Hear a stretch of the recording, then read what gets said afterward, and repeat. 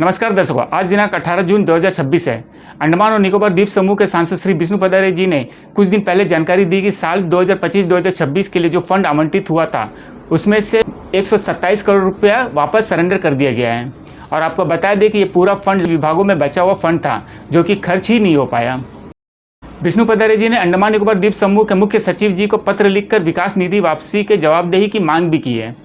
अपने पत्र में विष्णु पदारे जी ने बताया कि वित्त वर्ष 2025-2026 के दौरान केंद्र शासित प्रदेश के लिए गृह मंत्रालय द्वारा किए गए कुल 555 करोड़ रुपए के कैपिटल बजट का अनुमान में से लगभग 127 करोड़ रुपए का इस्तेमाल ही नहीं हो पाया और बाद में इसे सरेंडर कर दिया गया। उन्होंने बताया कि सरेंडर की गई राशि में APWD 36.84 करोड़ रुपये, शिपिंग 20 करोड़ रुपये, स्वास्थ्य 19.43 करोड़ रुपए, आपदा प्रबंधन 12.81 करोड़ रुपए, राज्य परिवहन सेवाएं 9.11 करोड़ रुपए, बिजली 7.21 करोड़ रुपए और शिक्षा 4.59 करोड़ रुपए जैसे अहम विभागों के लिए तय फंड वापसी शामिल है। आगे बताया कि पिछले 5 सालों में यूटी प्रशासन ने कथित तौर पर कैपिटल हेड के तहत लगभग 705 करोड़ रुपए और केंद्र प्रायोजित योजनाओं के तहत 203 करोड़ रुपए सरेंडर किए हैं, जिससे कुल सरेंडर की गई राशि लगभग 908 करोड़ रुपए हो गई है। लेकिन दर्शकों, यह मुद्दा जैसे ही सोशल मीडिया पर स्पार्क हुआ और लोगों के बीच आया, लोग फंड वापसी पर आश्चर्यचकित हुए और विशेष चर्चा का मुद्दा बन गया। इसका कारण यह था कि कुछ सालों से द्वीपवासी सुविधाओं की कमी को लेकर विरोध के साथ संघर्ष कर रहे हैं। कई बार अंडमान में सुविधाओं की कमी पर प्रदर्शन भी हुए हैं। शिपिंग सेक्टर का 20 करोड़ रुपए वापस हुआ, लेकिन लोग बाराटांग और मिडिल स्ट्रेट के बीच चलने वाली शिपिंग सुविधा पर संघर्ष कर रहे हैं। स्वास्थ्य क्षेत्र का 19.43 करोड़ रुपए वापस हुआ। आप सभी CSC, PHC और जिले के स्वास्थ्य क्षेत्र की स्थिति से अवगत हैं। स्टाफ की कमी, उपकरण की कमी और भी कई सुविधाओं की कमी है।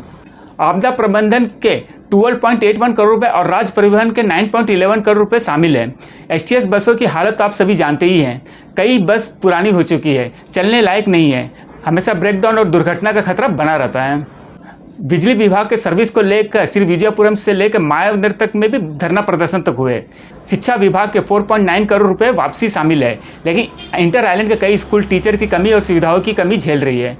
APWD के 36.84 करोड़ रुपए रकम की वापसी हुई है। इस पर क्या बोले, कोई शब्द ही नहीं है हमारे पास। लेकिन हाँ, इस मुद्दे पर लोग आश्चर्यचकित इसलिए है क्योंकि जिन विभागों के फंड वापस किए गए, अक्सर वो विभाग सुविधा की कमी के सवाल पर अक्सर फंड की कमी का ही हवाला देते नजर आए हैं।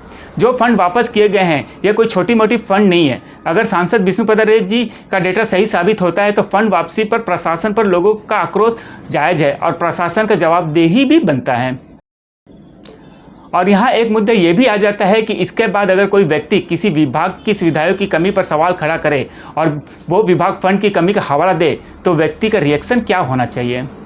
लेकिन हो सकता है कि प्रशासनिक मंजूरी, खर्च की मंजूरी, टेंडरिंग की प्रक्रिया और प्रोजेक्ट को लागू करने में हुई देरी के कारण शायद फंड का इस्तेमाल ही नहीं हो पाया।